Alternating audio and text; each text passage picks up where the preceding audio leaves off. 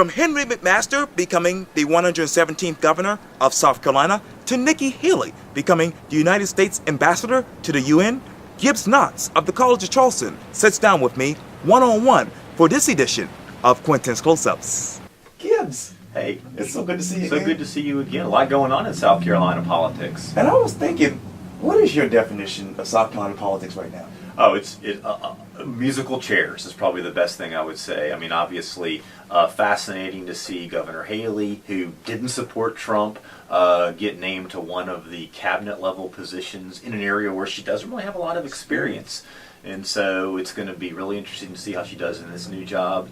McMaster, who was one of the first people to really support Trump in the state, gets a big hookup from Donald Trump. I mean, who knows whether it was orchestrated or not. Now he's the governor, a job he's always wanted, and gets to run in 2018 as an incumbent. And then the fascinating situation with Hugh Leatherman to resign from the Senate Pro Tem job. So he's not moved to lieutenant governor. It's Kevin Bryant now, our new lieutenant governor, and then Leatherman, I think, has been successfully reelected or about to be successfully reelected back to his old position as Senate Pro Tem. So really interesting time in South Carolina politics. Matter of fact, you said this on Twitter around January 24th. Right. You said the following quote: Nikki Haley will be known for challenging states' Republicans' establishment.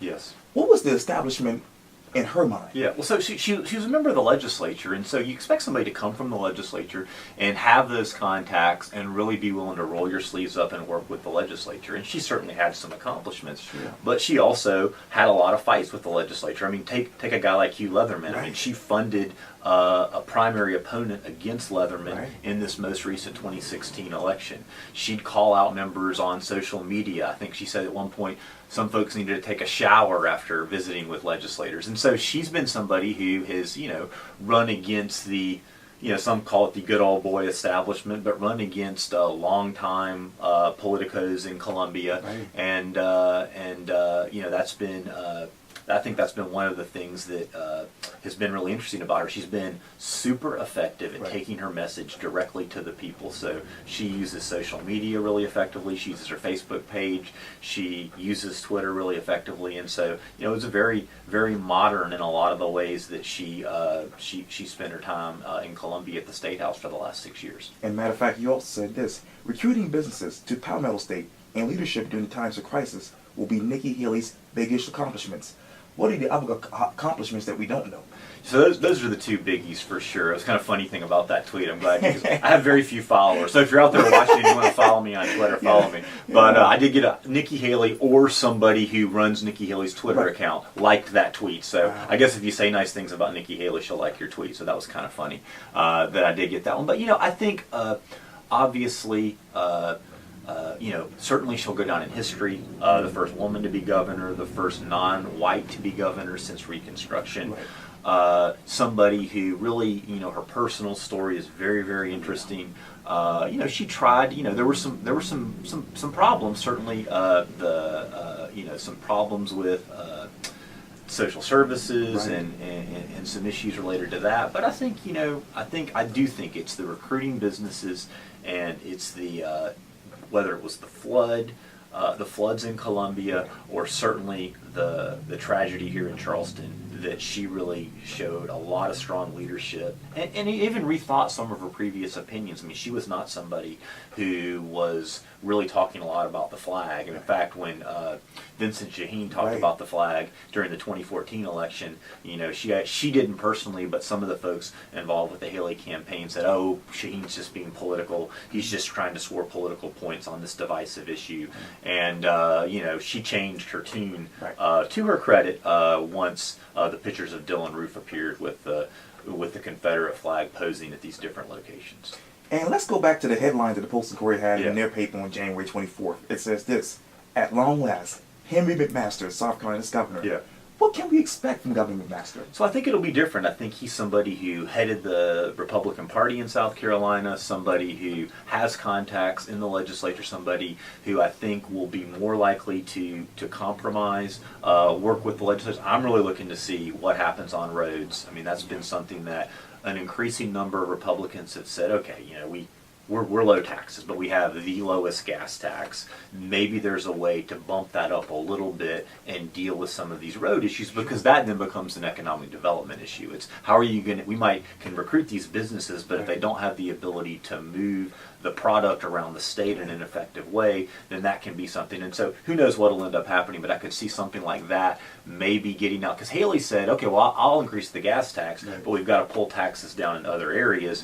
And it was a little unclear. There wasn't necessarily the will to do that, and what were you going to cut and all that kind of stuff. And so I think a different relationship with the legislature is what to expect. Okay. And I think it'd be interesting to see how he uses social media. I mean, Haley was such a master at that. Will McMaster be able to do some of that? I'm not sure, but it'll be curious to see. And then obviously those things where, executives, whether it's Donald Trump or Nikki Haley, get to show leadership is often in times of crisis. It's one thing to campaign, it's one thing to deal with the day-to-day stuff, but no one knows what McMaster will face. And we all hope there's no big tragedy, but inevitably things happen in a place as big as South Carolina, and so how he's able to react during times of difficulty and times of crisis, that'll be certainly how he's tested, that's for sure. Hugh Leatherman, you said this, once again, musical chairs in South Carolina. Hugh Leatherman resigns president pro tem spot. And then obviously he gets it back. Well, I mean, you got if you're a master legislator, you're probably not going to resign your seat unless you're pretty daggone sure you're going to have the votes. But you could see where that made some folks mad. They said, look, the Constitution says that the lieutenant governor becomes or the state senate pro tem becomes lieutenant governor, and so that ought to be followed. Leatherman's like, hey man, I don't want to be statewide office. I just ran to represent my members. He obviously has a lot of power. I mean, that's what we forget. I mean, most South Carolinians could probably pick, if you did a sort of a familiarity, they'd be much more familiar with Nikki Haley than they would with Hugh Leatherman.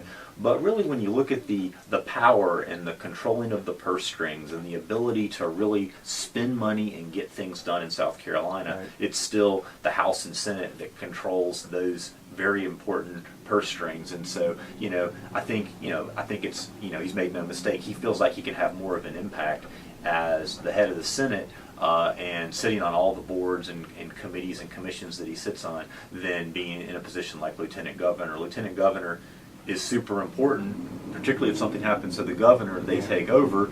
There is, I think, the Department of Aging that's in the Lieutenant Governor's office. So there are some things that can do. But again, this would also be the last time we have a Lieutenant Governor that's independent from the governor. From this point forward, they're going to run together as a ticket. And so for all of those reasons, it's probably a good opportunity for this guy Kevin Bryant, who I don't know a lot about. I think he's from Anderson, and so it'll be interesting to see what he says or what issues he tries to champion. But Leatherman, you got to give the guy credit. So I thought about tweeting. I predict that Leatherman gets his seat back, but of course you don't know until it happens. And there were some challenges, and it wasn't unanimous, but he still had, he probably had the votes counted and knew that he could pretty confidently resign, step aside, and then come back and still have the support. But we sort of have to chuckle a little bit.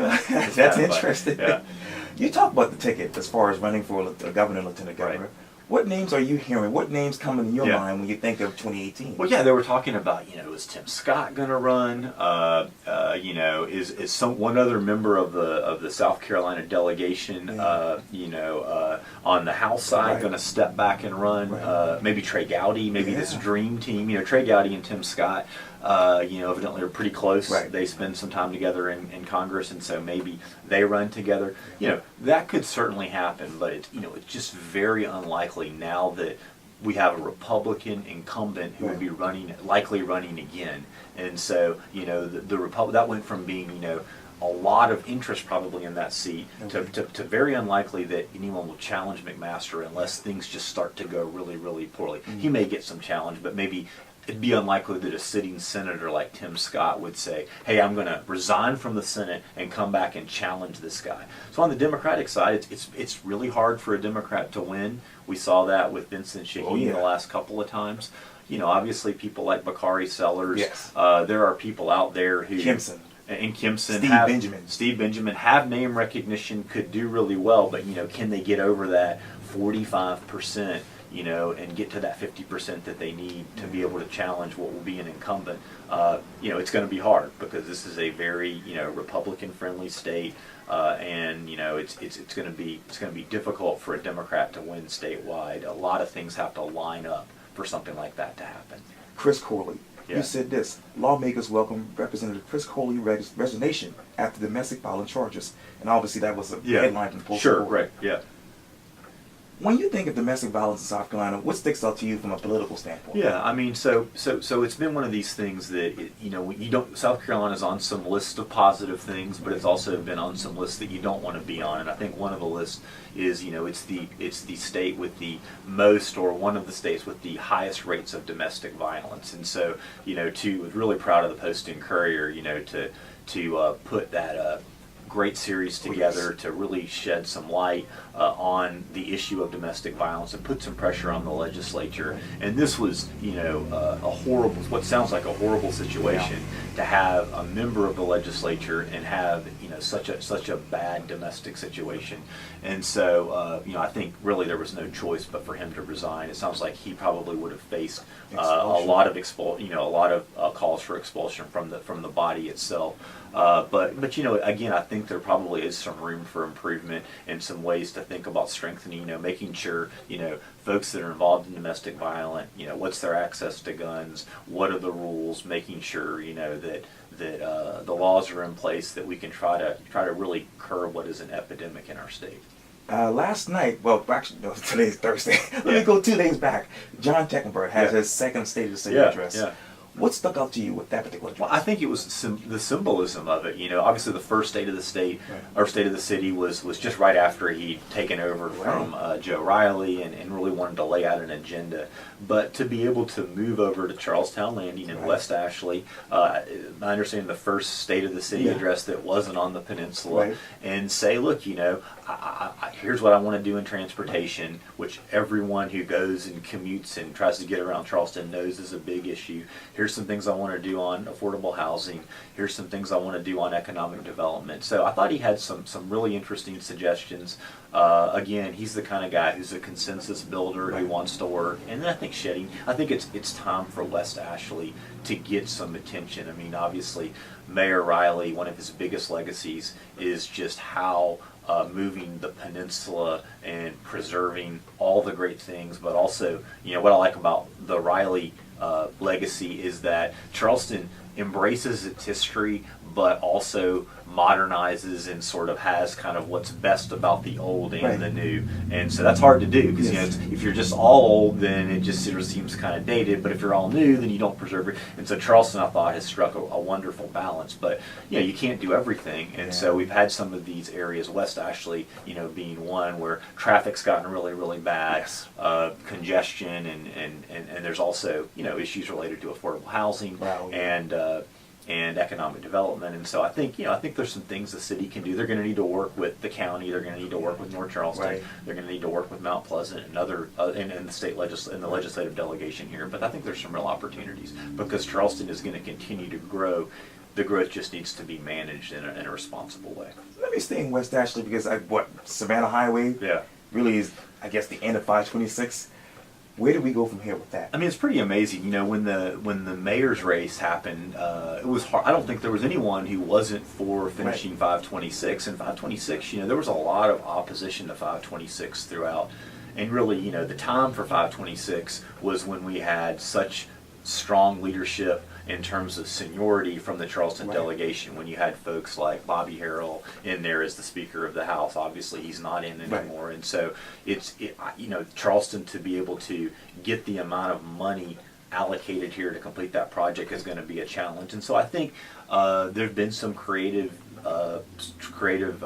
strategies where the county is talking, the county and the city are talking about trying to spend some of the money, their own money, and then maybe getting reimbursed. And so it's going to be a very, very big challenge. I mean, obviously, folks feel very strongly on both sides of the issue. But increasingly politicians, and even like a local sales tax, but increasingly politicians, it's hard to find a politician who on the record will say, I don't want 526 built. I think that was probably more common 5 or 10 years ago. But these days, I think most elected officials say, we've got to do something to relieve traffic, and continuing that road is sort of the thing that makes the most sense. We just need to do it in an environmentally responsible way. Yeah, that's true.